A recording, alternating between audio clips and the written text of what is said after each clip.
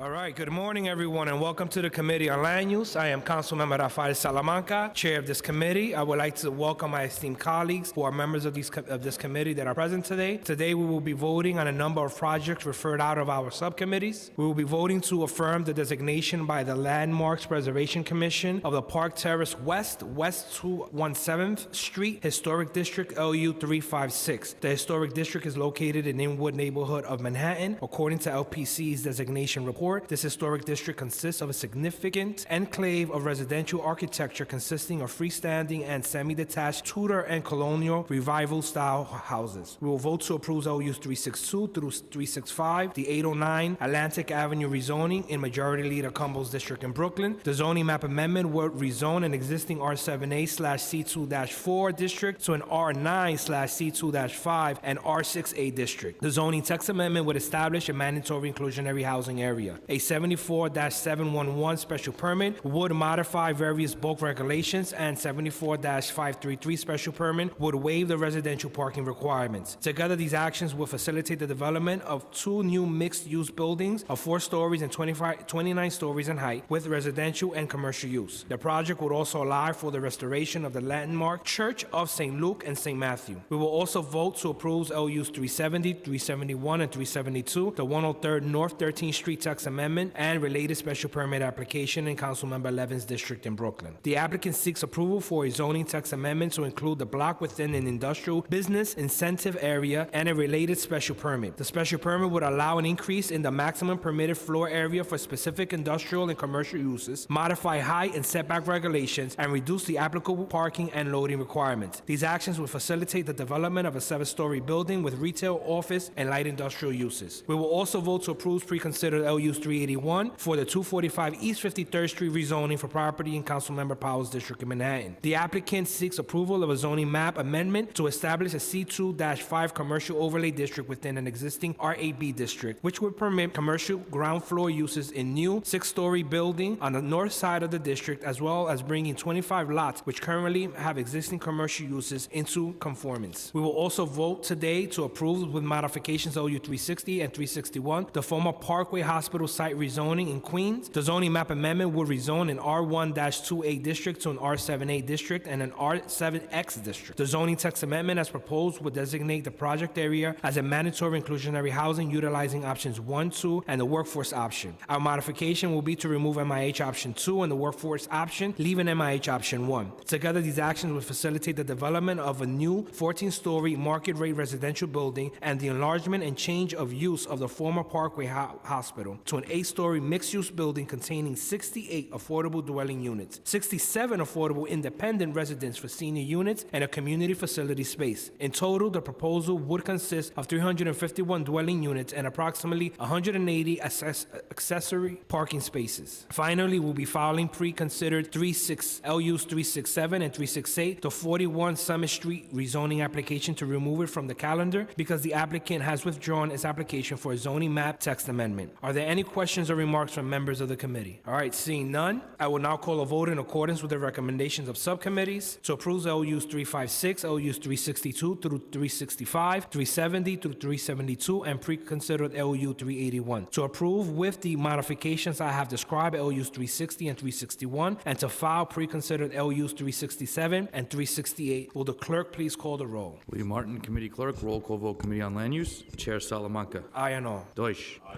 Diaz. Gibson. Aye. Barron. Aye, with the exception of Land Use 362 through 365. Constantinidis. Aye. Kalos. Aye. Koo. Aye. Reynoso. Aye. Richards. Aye. Torres. Aye. Traeger. Aye. Grelenchik. Aye. Adams. Moya. Aye. Rivera.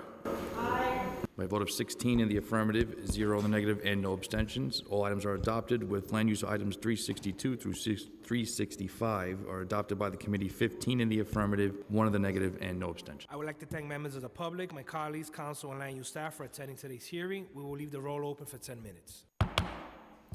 Good morning. Welcome to this meeting of the Subcommittee on Landmarks, Public Siting, and Maritime Uses. I'm Councilmember Adrienne Adams, the chair of the subcommittee. We're joined today by Council members Koo and Traeger.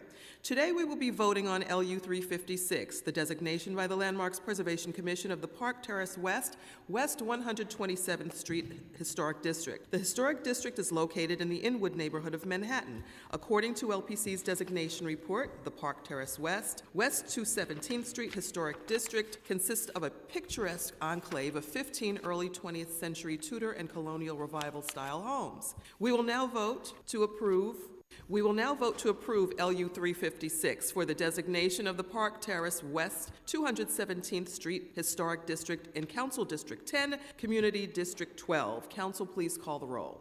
Adams. Aye. Koo. Aye. Traeger. Aye. 3 in the affirmative, 0 in the negatives, 0 abstentions. The item is recommended to the full Land Use Committee, and the vote is held open. Good afternoon, everyone.